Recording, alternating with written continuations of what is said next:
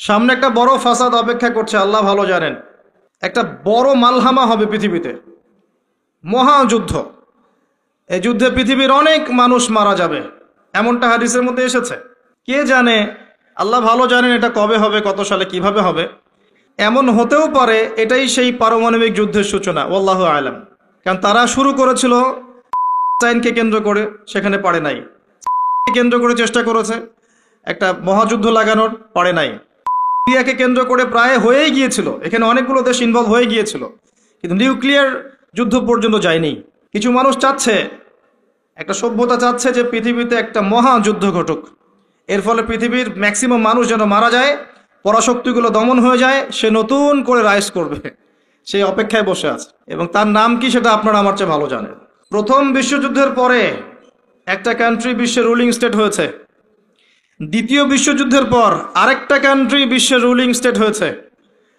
এখন অন্য কোনো রাষ্ট্রকে যদি পৃথিবীর শাসন রাষ্ট্র হিসেবে আত্মপ্রকাশ করতে হয়, তাহলে বিশ্বে আরেকটা বড় যুদ্ধের দরকার আছে।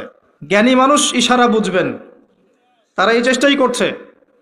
এভাবে বিশ্বের পরাশক্তিগুলোকে তারা লড়িয়ে দেওয়ার চেষ্টা করছে, এবং পিছন থেকে তারা দাবার গুটি চালছে, তারা সামনে আসবে না। এগুলো তারা বুঝবে যাদের দু চোখ আছে, খিদর আলাইহিস সালামের মতো।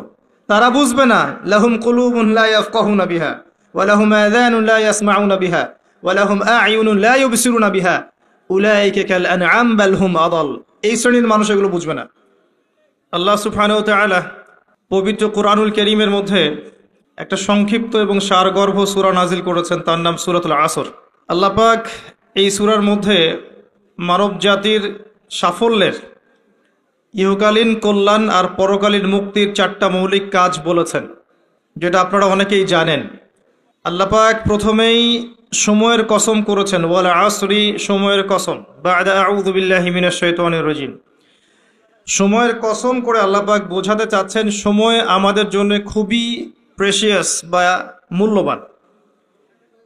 সময় চলে গেলে ফিরে আসবে না। কিয়ামতের মাঠে যে 5টা প্রশ্ন হবে, তার মধ্যে প্রথম 2টাই কিন্তু সময় সংক্রান্ত। প্রথমটা হচ্ছে তোমার সারা জীবন কোন কাজে ব্যয় করেছো, দ্বিতীয়টা হচ্ছে তোমার যৌবনকাল কোন পথে ব্যয় করেছো। এই দুটো সময় সংক্রান্ত প্রশ্ন। আল্লাহ পাক এই সূরার মধ্যে ওয়াল আসরি দিয়ে শুরু করেছেন, সময়ের কসম। একই সাথে আল্লাহ রাব্বুল আলামিন সময়ের কসম করে আমাদেরকে অতীতের দিকে তাকাতে বলছেন। অতীতের দিকে তাকিয়ে দেখো যে প্রত্যেক যুগে যুগে আল্লাহ পাক নবী রাসূল প্রেরণ করেছেন, আসমান